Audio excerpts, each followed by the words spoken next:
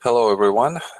Today is September 6th, and this is Roman Bogomazov with the next session of the WYCKOFF method and how we apply it in the Chinese markets. And as always, together with me is Joe Goban, and he will be translating as usual. 大家好，今天是9月6号，然后我这里是罗蒙·伯格马佐夫教授。今天呢，我们继续讲如何用威科夫方法来分析中国市场，然后给我做翻译的仍然是我的学生赵国本。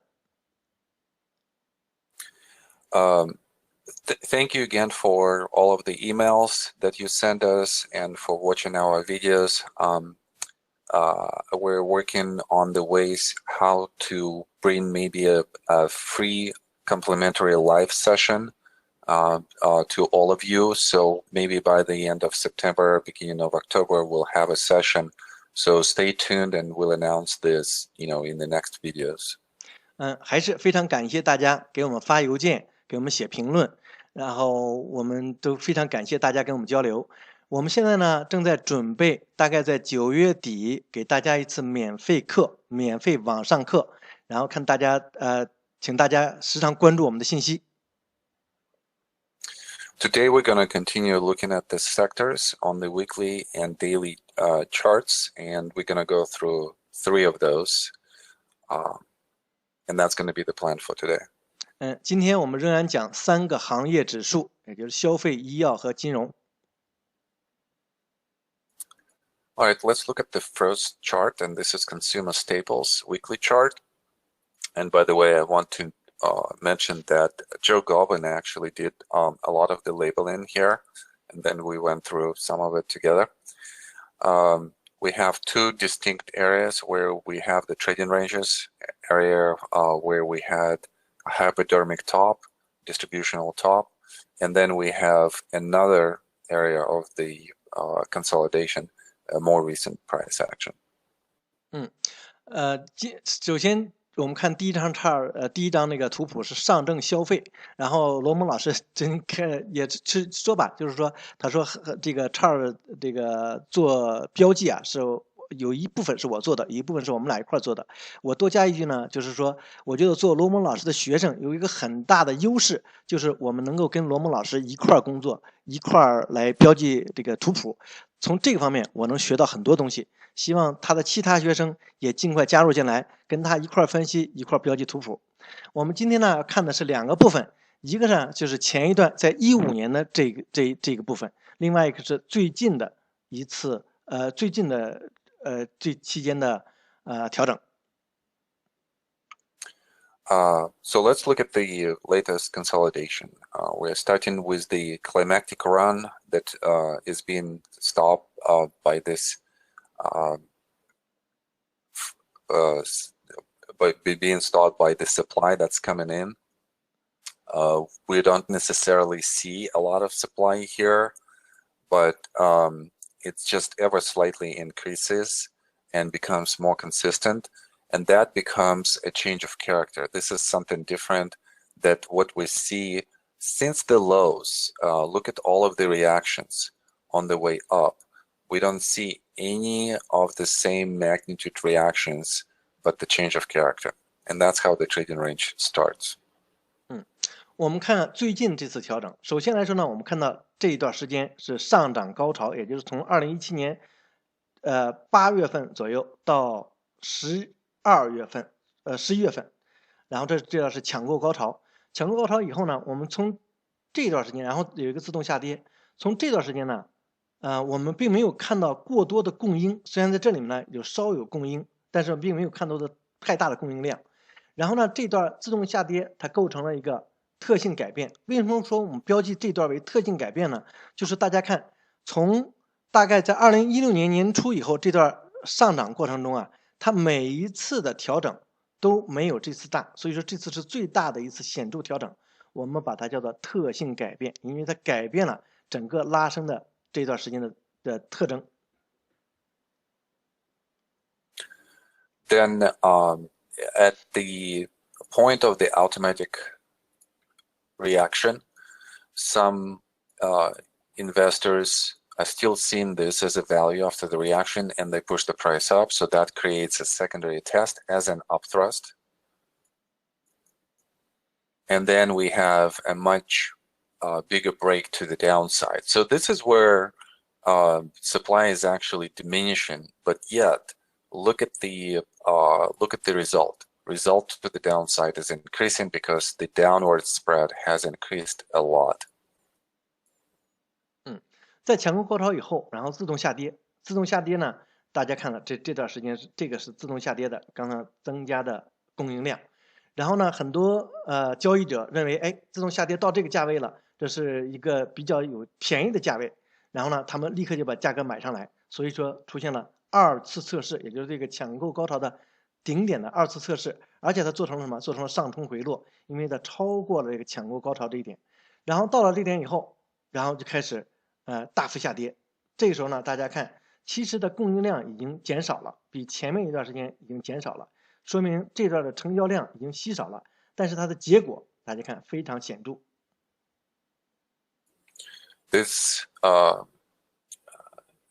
free drop to the downside, to the support area, creates a sign of weakness, a minor sign of weakness in phase B. It just shows that there is an ability of the price to go below the support and to commit below the support. 罗蒙老师把它叫做这个自由落体式的下降，也就是形容它下降的非常陡，2个 K 线立刻就跌破了前期的支撑，所以说我们把它叫做阶段 B 的弱势信号。Then this sudden shake is being tested on the next flow, and we see some diminishing supply signature, so that suggests a rally. The rally happens and goes to the previous high of the upthrust in phase A. And what's interesting about this upthrust is that the volume signature increases.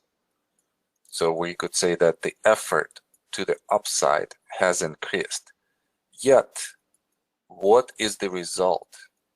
What is the up result? And the intention was to overcome this high, and it didn't materialize this way. It came close and then it failed. Also, it had a couple of days with the supply tails, where we see that on the increased volume signature, meaning that supply has increased as well, we have some kind of resistance from the sellers, to allow the price to go through this level. 在这个阶段 B 的弱势信号以后，大家发现推到这儿的时候，又对这个支撑线这个附近进行了测试。这个测试，然后这个时候呢，显示的是供应量减低。在测试的时候，供应量减低，所以说股票又开始了拉升。拉升完以后呢，它拉升到什么地方？拉升到前期的这个2次测试的最高点，也就是前期的最高点。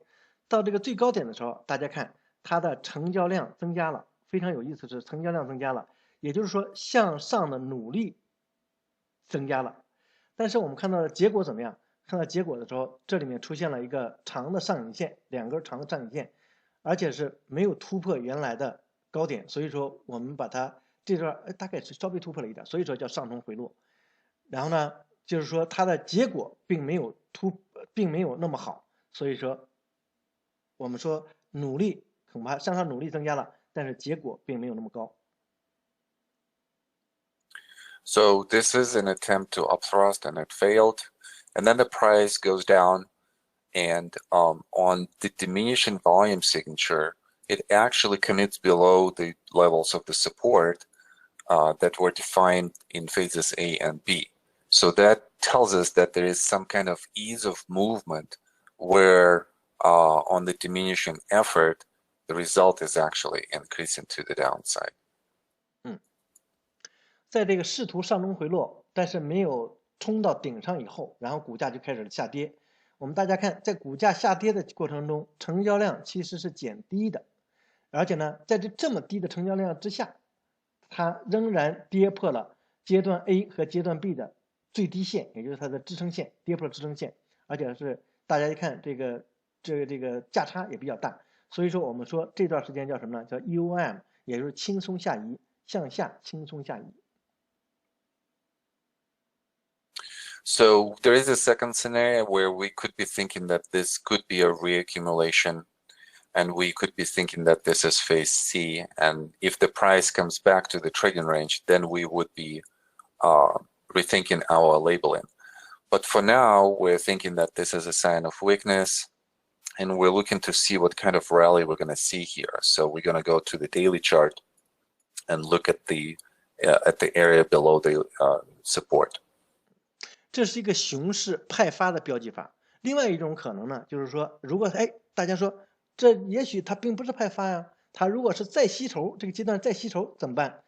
我们看，如果是再吸筹的话，有可能会有很多人把这一段标成阶段 C， 标成阶段 C， 然后呢，股市再返回到交易区间之内，有可能继续上升。那么我们要看最近有没有这种迹象和特征。所以说，我们到日线图里去研究这一段。光看这一段是怎么样。Before we go and do this, two more points. The first one, if this is indeed a sign of weakness and this is a distribution, then we should have very small attempts, or weak attempts to go up and fail. That's number one. 如果在我们看日线图之前啊，再返回来看列说一点，如果这真是派发，这是熊市出现的话，那么将来有可能会再去测试一下，回测一下冰线，然后再开始大幅下跌。And the second thought here is look at the relative strength. So this is a relative strength against the Shanghai index for this particular sector, and we see that it's been in this steady uprise. It's been one of the leadership sectors, and we just have a temporary, not temporary, but short-term weakness going back to the moving average. But at the same time, compared to the market, it's actually overall is a very interesting sector because this is where the prior leadership has resided. So we want to look into the industry groups within this sector. We want to look into some stocks within this sector. 另外呢，大家看这条线，这就是相对强弱线、相对强度线。大家看这个，它其实跟大势相比啊，它一直比大势强，而且在这儿比大势非常强。在这一段来说，它是短期内靠近相对强度线的算术平均线，算术平均线。所以说，不管怎么说，它仍然比大势强。所以说，即使在熊市的情况下，也许我们还需要到这个板块，到这个这里面板块去寻找比较强的板块，也到这个板块里面去寻找比较强的个股，来将来我们去分析一下。All right, let's look at the daily. And the only thing that we want to concentrate on here is this area right here. And it seems to me that, still there are those attempts to go to the area of the resistance and the failure. So there is a sign of weakness here. And this whole area right here acts as a major sign of weakness. Another attempt to go up, and we can't even reach the resistance here. And the supply does not have to increase a lot for the price to go down at this point. And I would be expecting that, out of this weaker position, the price either is going to try to go up and then fail, or maybe fail even right away. But it looks extremely, extremely weak structurally. 在日线图上，我们最关心就是这个区域，大家来分析一下。这个区域呢，整个来说，罗蒙老师把它标译成最主要的熊市出现，也就是对整个的大的结构来说，它是个熊市出现这么一个结构。然后我们观看这个结构呢，它有2次试图拉升测试这个冰线。第一次是这样，然后失败下跌，然后在这上做了一个，这样对这个小的结构来说，它是一个熊市出现。然后第2次拉升再测试的时候，居然没有能够达到冰线这个点，然后就开始下跌了。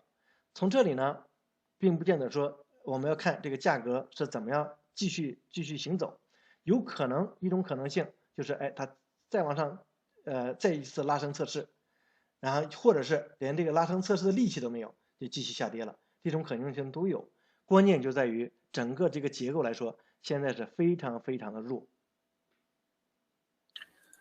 for the bullish scenario to develop here, we would have to create a secondary test, then slightly overcome this high, maybe to touch this resistance, create a higher low, and then try to commit. So that would be a bullish scenario.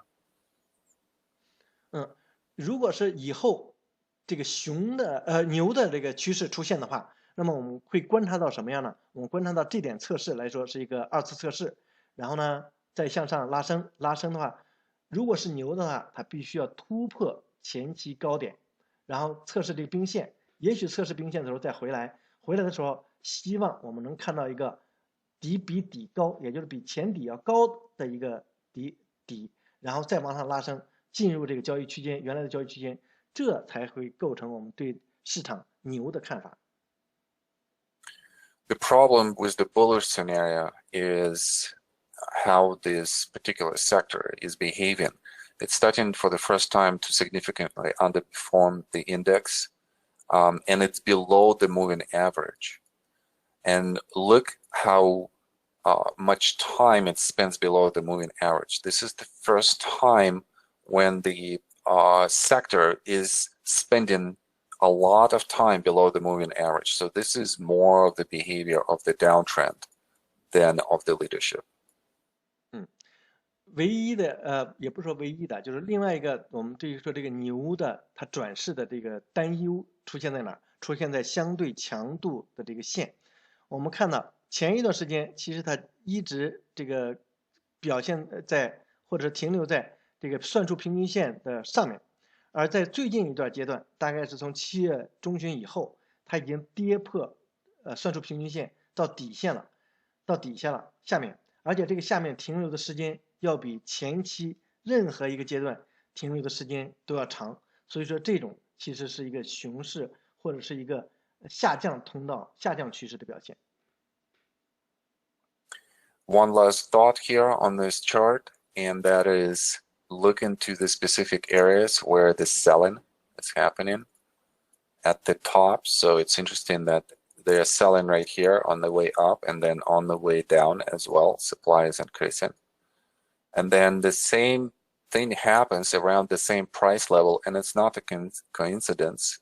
You know, this is how they're distributing the stock, and then just increase of the supply as well. So very much the same action by sellers at the same price level with the same volume signature.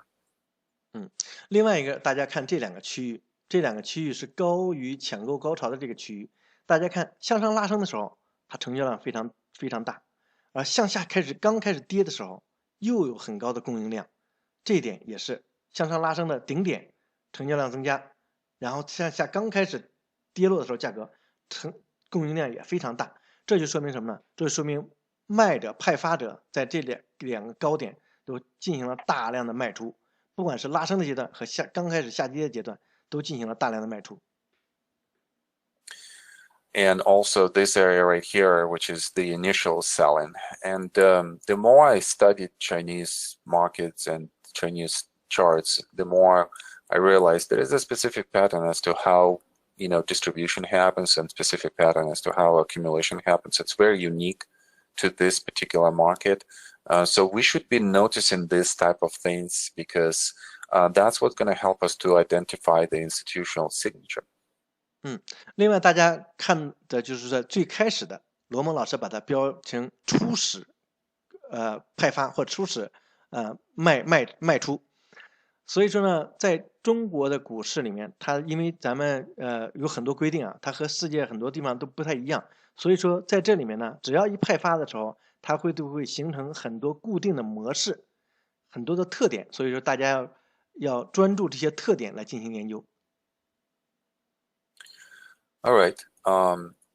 Next sector is the healthcare, and we're going to go a little bit faster. One thing that is very interesting here on this chart is these two tops on different parts of the chart, and both of them are hypodermic TP type of formation tops where we have a move to the upside and then a move to the downside, and both of the moves are of somewhat of urgent matter. 这个我们看一下上证医药周线，在这个周线图上呢，有两个地方非常有趣儿，比较相似，就是这两个顶，大家看到这两个顶，然后英文把它叫 TP， 就是说一个像帐篷顶，一个印第安的帐篷，也就直上直下的一个帐篷。所以说我把这里呢把它翻译成尖顶式派发，或者有些人可以说是帐篷顶式派发，或者是帐篷顶都可以。然后这就说明什么？就是迅速上急下，它表明了机构派发的急切性和迫切性。Now they look slightly different. There is more speculation on the way up.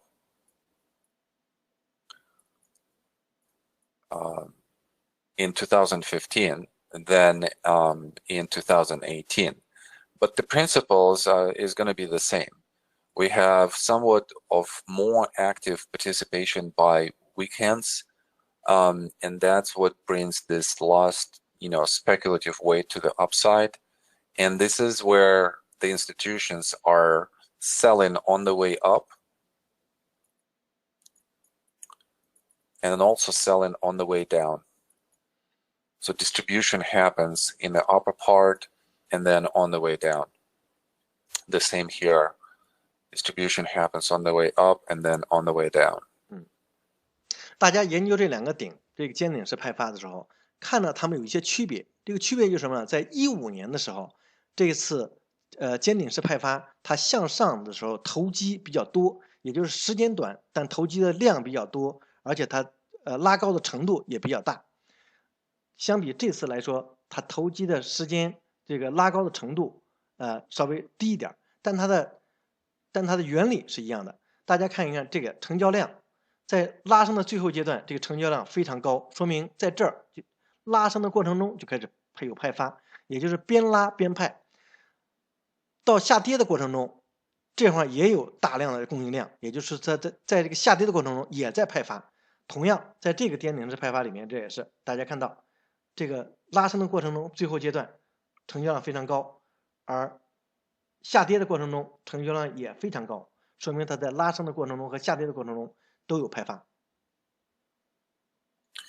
We're going to look into this area right here on the daily, but meanwhile, I want you to notice that it's still the sector that is outperforming the market. And even though, and the market is somewhere here in this area, and the sector is much higher, so it's still very attractive for us to look into the industry groups of this sector and into the stocks of this sector and to identify which are the leadership stocks in the future, not right now, but in the future would be the ones that we would be interested in as a selection. 一会儿我们看日线图，日线图的时候我们就专门研究这一段，也就是后一段的尖顶派发和这一段。然后呢，在去日线图之前，我们看一看相对强度。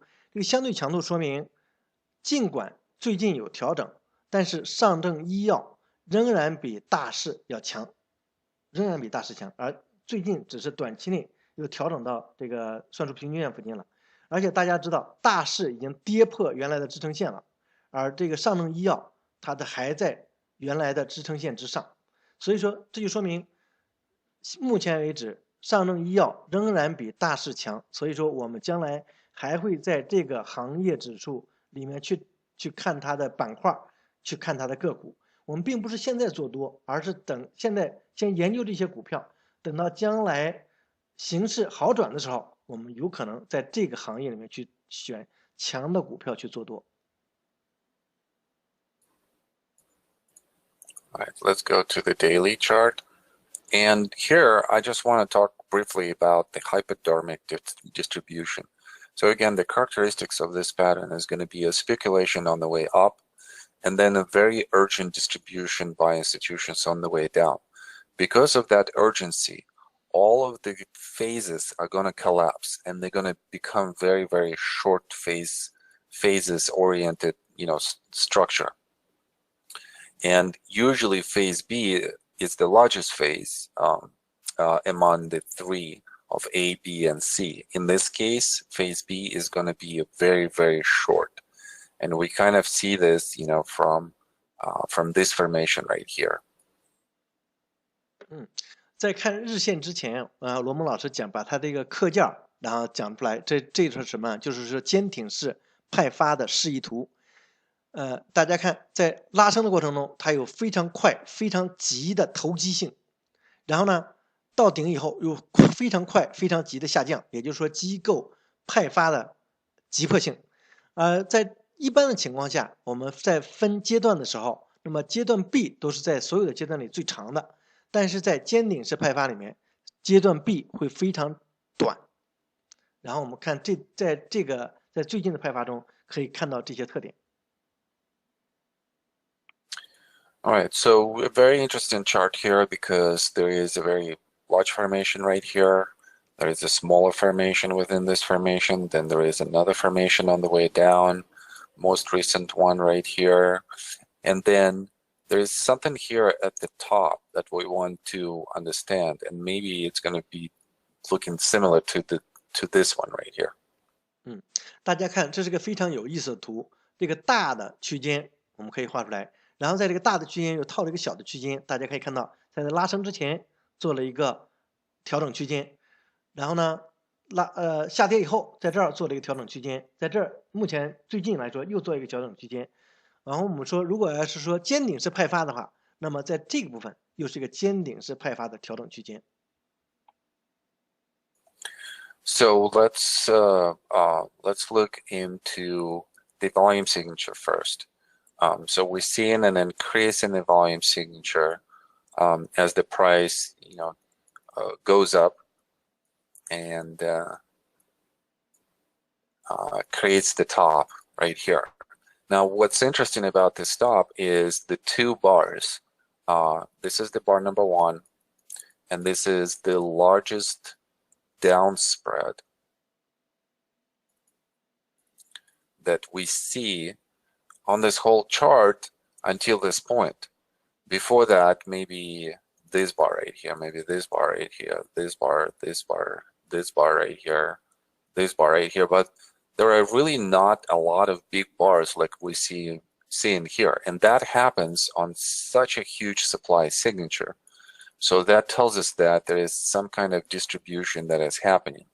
And we kind of start associating, all of the bars around this big bar, the next big bar, also second largest probably, and then on the way up, we're understanding that maybe there is some kind of selling that is happening.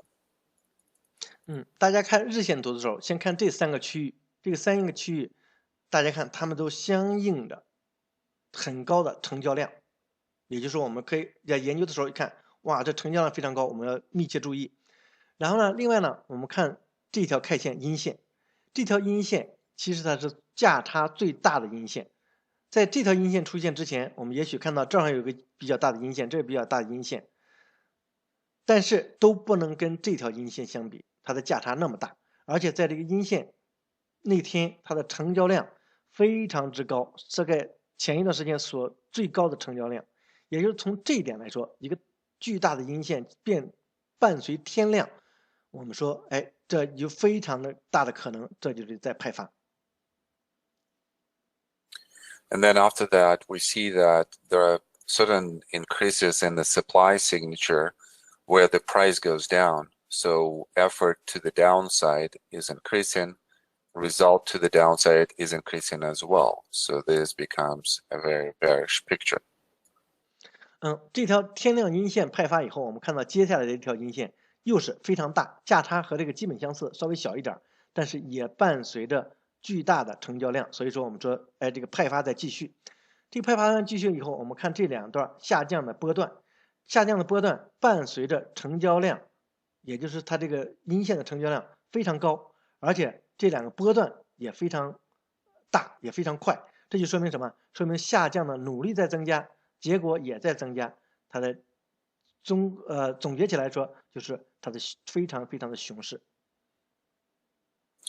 And these are going to be the characteristics of the sign of weakness, which is a distributional pattern.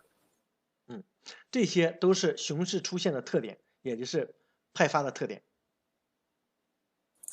We also see that the next effort to the upside is actually diminishing over the effort that we have had before to the upside.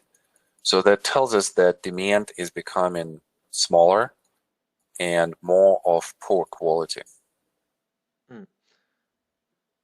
我们看完研究这两个下降波段以后，研究一下这个上升波段、拉升波段。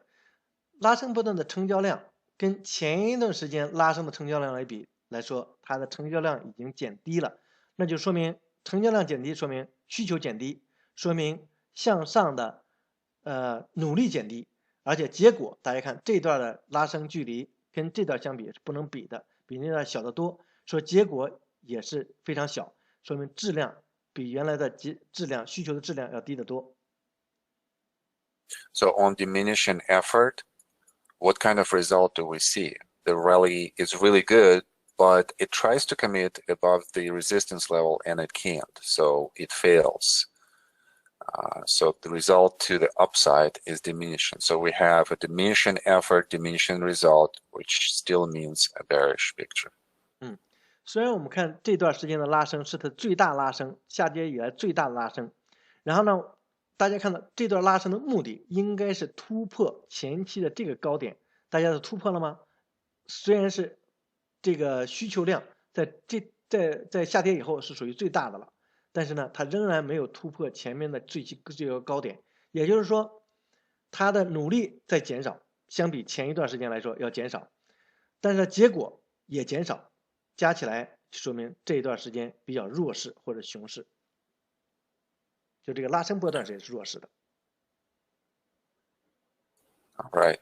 The last thing on this chart that I want to show you is a divergence between the relative strength, which is making a slightly higher high here, whereas the sector is actually making a lower high. So this type of divergence is extremely important to us to see, to understand, because it usually shows that the change of behavior is happening right now. And we're seeing how the market is obviously much weaker. So the sector, actually the market here is somewhat the same. Yeah, so it's kind of like flat. So this would reflect that both the sector and the market are somewhat close. But there is such a divergence between the higher high and the lower high in the price. So that usually tells us that we're going to have this opposite move in the direction of the new trend. 大家看这里面有一个背离，这个背离呢，就是说相对强弱和这个上证医药日线它的最高点来说，它有个背离。在相对强弱来说，它跟大势相比来说，它是平的。也就是说，大势怎么走，其实这个上证医药它就怎么走。所以说它的这个相对强弱和它的均线基本上算术平均线基本上来说这是拉平。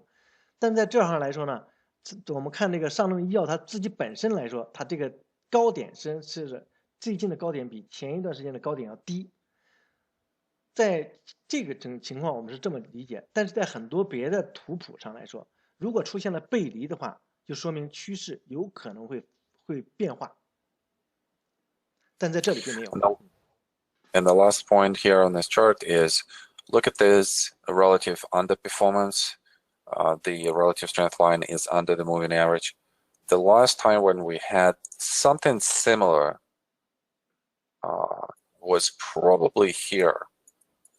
So looking at how the relative strength has recovered in this area and looking at the price action, if you are bullish, then you probably want to expect something like this, a consolidation, and where the moving average around the relative strength is going to kind of like starting to slope up a little bit. So that would be a recovery sign. So would it happen? We don't know. So we just have to see, what's going to happen next. 大家查看最近一段时间的相对强弱线，其实它是在下跌的，这个趋势是在下跌的，而且它在算术平均线的下方，也就是说目前来讲它比大势还要弱。我们观察前一段时间出现了2次，也就是相对强度线在算术平均线之下的这2个阶段。那么这两个阶段都发生在，你看这个上证医药迅速下跌的时候，也就是说在这两个阶段，他们都跌的都比大势快。那么什么时候它这会转势呢？也就是看到，你看这里，哎，这里面，它要经过一段时间的调整，要把相对强度线再迈上这个平均线以上，也就是相对来说是这一段时间，它经过调整以后，然后它才会，拉升比那个大势还快。也就是说，如果我们期望在这里转势的话，我们也需要等那么一个阶段。也等阶段是什么呢？就是说，相对强弱线它会慢慢的站到算术平均线之上，而且呢，反映在价格上来说，就是它要有一段时间调整，调整过一段时间以后，等到这条线站上来，有可能才会拉升。All right. And the last sector that we're going to look at is the financials. And with the financials, it's definitely, somewhat of a similar picture than with the first two. We see that the relative strength of the sector is still really good. We are in the high lows, high highs, high lows. And we had an upthrust situation here over the resistance line in this channel. And I would be probably just looking and analyzing this area just to see what kind of bias are we going to have to the upside from here or to the downside. 看一看金融周线，金融周线它的表现呢也比大势强。大家看它有个上升通道，然后最近呢它又做出了一个对于这个上升通道这个阻力线的上冲回落，也就在这儿做了一个上冲回落。那么在相对强弱线上来说，我们也看到它一直的表现也是底比底高，顶比顶高，它也是比这个大势强，这么一个表现。那么我们最关心的呢，还是最近这一段，因为它已经跌到这个上升通道线之下了，所以说我们要看最近它的在日线图上去研究一下它的表现是会进入这个交易区间这个通道呢，还是会继续下跌。So let's look at the daily, on the same area, and such a familiar pattern for us in the Chinese markets, right? Where we see the increase in the volume signature on the way up, which suggests to us that there is increase in the supply and increase in the demand at the same time. So the weak hands are producing the increase in the demand, and the strong hands are producing the increase in the supply just because they're already selling on the way up. And then on the second increase in the volume signature, we see increase in the supply, which is now increasing more. And there is some demand, but most likely this demand is not increasing as much. So in a way, we're thinking that demand is diminishing right now. Now, the difference between scenario distribution number one and distribution number two, which is basically a distribution on the way up, and then this is a distribution on the way down. The difference is in the increased effort in both cases, and yet the downward result is increasing more in the second case. And this is where we see a synchronicity between the effort and the result. 大家看日线图的时候，观察这一段阶段，大家会觉得，哎呀，它非常熟悉。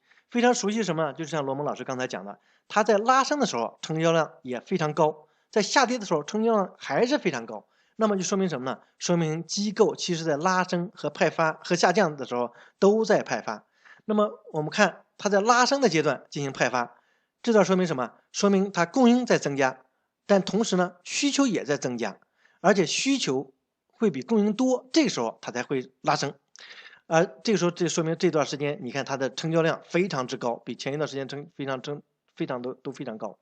但是这个说明我们说，其实它的需求产生于弱手，它的派发、它的供应产生于强手，所以才会到顶的时候它达到一个平衡，然后到一个平衡就是什么？去需求和供应平衡，平衡以后如果失衡了，这个时候就出现了什么？出现了供应比需求多，这个时候它就会说大幅的下跌。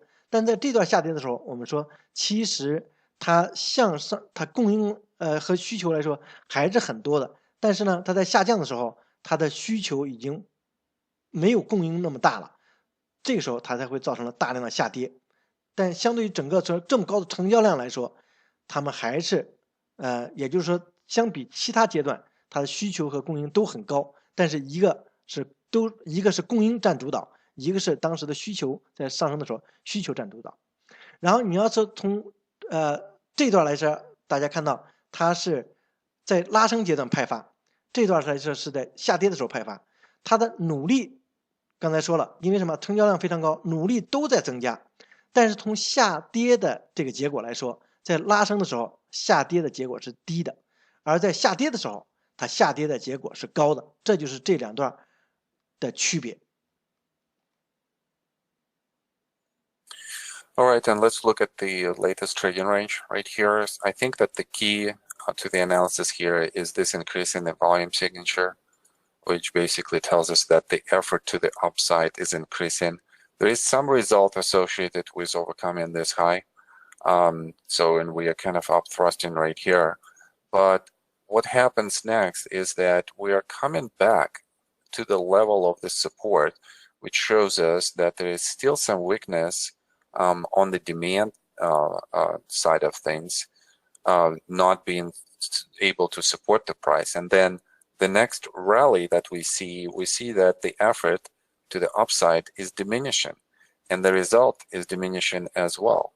So this becomes bearish.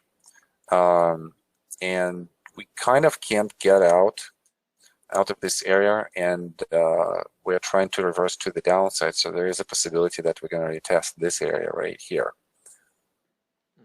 大家再看最后这个交易区间，最后这个区域，最后这个区域呢，最显著的当然了就是这三条阳线的成交量，它成交量非常高，说明什么？说明它的需求高。那么由于前一段时间的供应在这块已经被中和掉了，所以说这么高的需求来说，造了一个顶比顶高，也就是上冲回落到这儿。为什么说的上冲回落？就是它超出了这个交易区间以后，立刻又回来了，在这块调整了一段时间以后，又回到了原来的交易区间之内。然后大家看这段时间是什么呢？这段时间是它的结果有增加，但是比前一段时间来说要减低的多。然后它的需求增加，需求在减低，结果上升的结果也在减低，所以说我们说这段时间是弱势。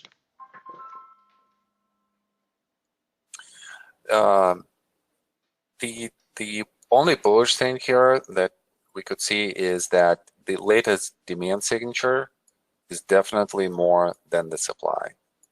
So for the financials, to overcome this, we need to see some kind of breakout out of this formation on the bars that are going to be like this, that will overcome the points of the resistance in a significant way, and only then we would see higher prices. And the relative strength is really good, so we would be looking into this sector. So all three sectors that we looked at today are actually interesting sectors for us, because we know that at some point the market will stop from going down, will reverse, and we want to understand, where, in which sectors, in which industry groups we would be looking for stocks. 那么刚才说了，这段时间呢，它努力减小了，也就是它需求减少了，而且呢，它正好大家看有一个大的阴线，所以说有可能会再次测试这个支撑线。那么什么时候我们说它会反转呢？如果它会反转的话，那么现在的也是有可能的，因为什么？我们大家看到这里需求阳线的成交量，在这一段时间都比这个阴线的成交量高，也就是需求大于供应。那么出现的结果有可能会是，到这儿来测试一下，这个支撑线以后会往上走。我们需要看，如果它转势的话，我们会画一个，罗蒙老师画了一个，正好画了一条趋势线，这画的叫趋势线，它必须要在一个大阳线高量突破这个趋势线，这时候是真的突破的时候，它才有可能会趋势的反转。那么我们现在需要密切观察的就是，我们知道这个现在是熊市，但是呢，它仍然在这个金融行业来说，它仍然比大势要强，总有一天大势会反转。那么我们应该是就是密切关注这个行业，密切关注这个板块，选出很强的个股，准备将来的行动。All right, guys. Well, that's it for today. Thank you for watching this video, and we'll talk to you next week. Thank you so much. 好，今天就交流到这里，我们下周再见，谢谢大家。This